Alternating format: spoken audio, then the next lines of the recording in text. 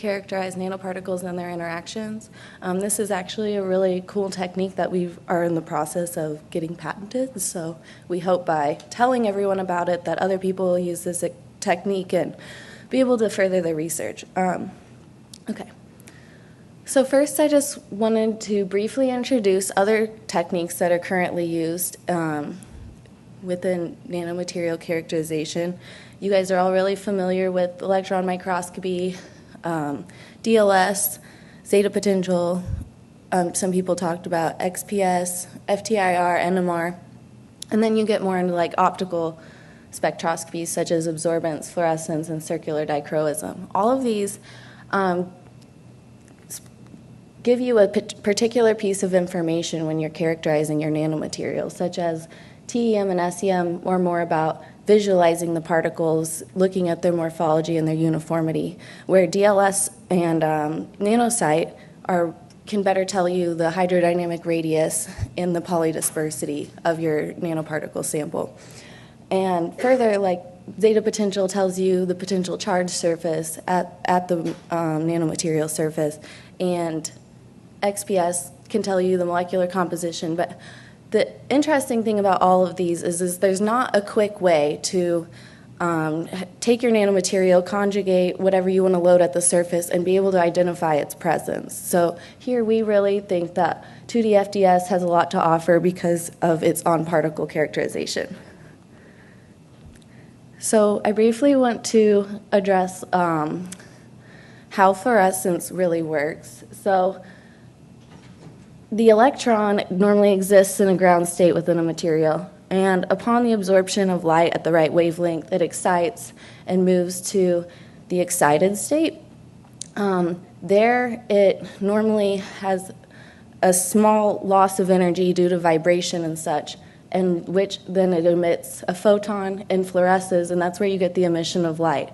So it's always, due to the Stokes shift phenomenon, it's always downstream, or further down the wavelength spectrum of which the light is emitted from which it absorbed.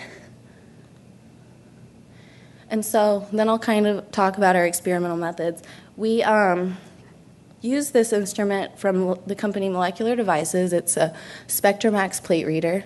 It has this specific function called the spectral optimization wizard, where you input a wave of excitation wavelengths you want to scan and a wave of emission wavelengths that you want to scan, and then kind of like how many every nanometers you want to scan, like 5 or 10 or whatever across the spectrum within that range. And so to prepare the sample, in the data I'm going to show today, we more or less had nanoparticle suspensions where we incubated them with a polymer, RNA, or protein molecules for the same amount of time, I should say. And so this spectral optimization wizard allows us to scan, to basically accumulate the emission spectra of multiple excitation wavelengths, and then which it will put it on the same plot. So I'll get to that. So the first results that I'll go over were we compared 3 different nanomaterial compositions. Okay, laser pointer. Zinc oxide, iron oxide, and nickel oxide.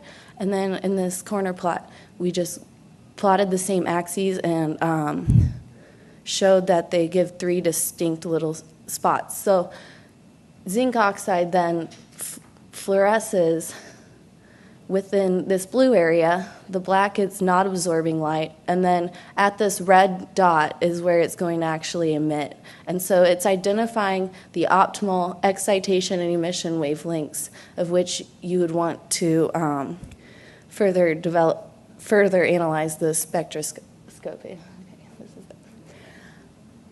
Okay, so let me go back, sorry. So we see 3 distinct different excitation and emission values and different intensities of light per each nanomaterial composition. So that really keyed us into realize that this technique is specific to the type of nanomaterial. So then we moved forward with mostly zinc oxide because it gave the highest fluorescence intensity. And we loaded 3 different polymers, glycol, chitosan, polyacrylic acid, and MPEG, I can't even say it, methoxy polyethylene glycol. And you can see that compared to the values of zinc oxide, there's this shift in excitation and a shift in emission, and there's also a significant fluorescence quenching with each of the polymers. But further, each polymer gave a distinct shift, and so we were basically able to verify that we had loaded these polymers at the nanomaterial's surface due to these shifts. And so we wanted to further test that this would work with other types of molecules. So we looked at 3 different types of RNA. This first one is a Torula yeast RNA. It's just RNA extracted from yeast, kind of to better represent the biological RNA that we're used to. This is a small 20 nucleotide, oligonucleotide that we work with that modulates splicing. And then this is a polymer RNA of inosine and cytidine strands kind of come together. So what's interesting is each of these have a distinct structure. The Torula yeast is kind of similar to tRNA, where it's this complex tertiary folding, and it's a pretty long RNA molecule. The SSO is small and only 20 nucleotides, so it's not going to have much structure. It should be pretty linear. And then this poly-IC is forms a double helix, so similar to DNA. So interestingly, when we compared this study, there wasn't a lot of shift in the excitation. However, you do see these larger shifts in emission, and again, like fluorescence quenching that's even more greater than the polymers. And interestingly, when you compare the 3 together, you see that there is some difference between the poly-IC and the Torula yeast and SSO, but there was like a shift compared to zinc oxide in general. So we confirmed loading of our molecule in that way. And then we looked at loading protein onto the zinc oxide nanomaterial. And I loaded 3 different concentrations to kind of see if there was like a trend effect.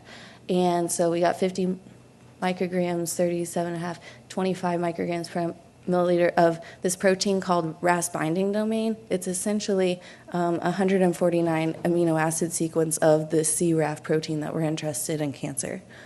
So again, you start to see these excitation shifts and these emission shifts, and again, fluorescence quenching, and you can kind of see that the quenching effect is kind of like inversely related to the amount of protein, which kind of makes sense. Like the greater amount of protein you load at the nanomaterial surface, you'll have the most quenching of the light being emitted. And so from this, we were able to conclude that each nanomaterial composition gives a unique spectral signature, and using this, you can kind of identify what excitation and emission wavelengths you should hone in on to further study your sample. And then the addition of the polymer at the particle surface changes the surface properties, binds with the electrons as there's an interaction, and that results in a specific shift in this optimal fluorescent intersect. We witnessed the same phenomenon with the RNA loaded at the surface, where each RNA gave a defined shift, and they were even different between the 3 of them. And I think that we're further interested in exploring, like, if that was related to the structure of the 3 different RNAs, or how we can better characterize what specifically is causing these distinct shifts.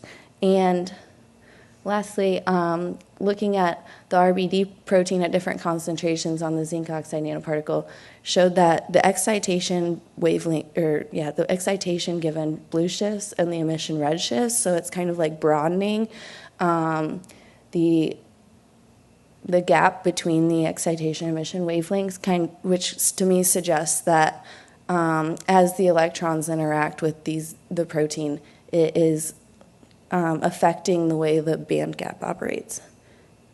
And I think that's it. Is there any questions? Not sure how fast I talked. Thank you, Miranda, on your talk on 2D fluorescence